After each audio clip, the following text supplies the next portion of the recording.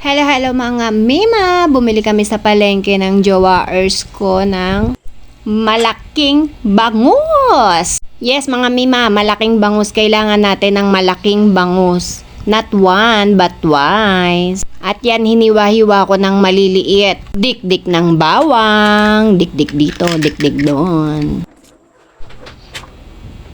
At yan naman yung isa pang malaking bangus. Hihiwain ko ulit siya ng maliliit mga Mima.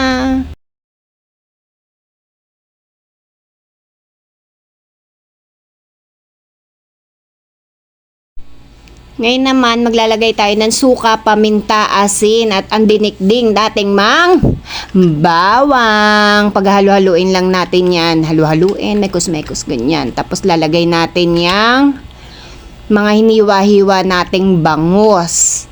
Kung nakikita nyo, talagang sinasawsaw ko muna mga Mima bago ko ilagay sa lalagyan at ibabad. Para lahat talaga manuot. O ayan, nakikita nyo?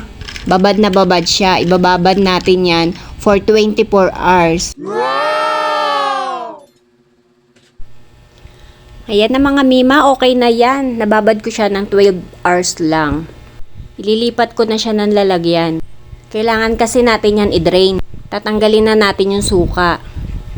Aminin natin mga Mima, kapag tayong mga nanay ang nagpe-prepare or nagluluto ng ulam, aminin natin na malasa talaga, masarap at maraming nakakain ng mga anak natin. Kasi mga Mima, pag tamad ako, pinabibili ko sila ng ulam sa labas.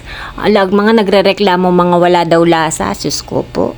Kaya pag bagong sahod ang aking mister, ayan talagang na may mili kami kasi may budget kami. Pero pag walang budget, alam na, vegetarian tayo. Andyan ang itlog, longganisa, hotdog, etc. na madaling maluto.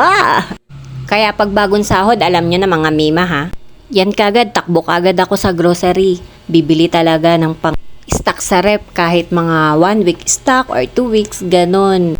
Lalo na ngayon may mga maliliit tayo. Pero pag mga lumaki na yan, bala sila, bili na lang sila. Kaya luto nila mga gusto nila. Hindi, joke lang. Wag niyo isipin marami kaming pagkain dito ha. Makakain lang kami ng 3 beses sa isang araw at higit pa doon ay sobrang thankful na talaga namin. Kailangan lang talaga natin maging madiskarte sa buhay at magtipid dahil wala na tayong abroad. Alam nyo yan.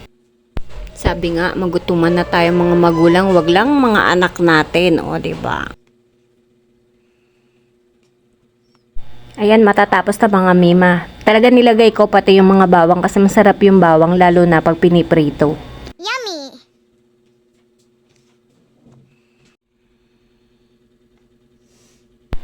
Ayan na mga Mima. Pwede na natin i-stock sa rep. Takpan na natin yan. Tapos lagay na natin sa rep. Pwede yan abutin ng 1 week to 2 weeks sa rep. O diba, yan palang laman ng rep namin kasi kakasahod lang ng jowa ko dyan. Siyempre dahil gutom ako, magtatry na tayo. 2 o kaya 3 peraso. Favorite din kasi ito ng mga anak ko. Kaya hindi pwedeng walang stock sa rep na ganyan, hotdog, itlog, at syempre ng longganisa. Sige, luto na ako. Ayun mga Mima, nakikita nyo yung pagka-crispy niya. Luto na siya. Sobrang malasa yan, promise. Lagi ko yan ginagawa. Kaya try nyo na rin. Tapos yan yung nakita nyo yung mga bawang. Ang sarap niya sa kanin, sobra. Luto na mga Mima, tara na, kain na!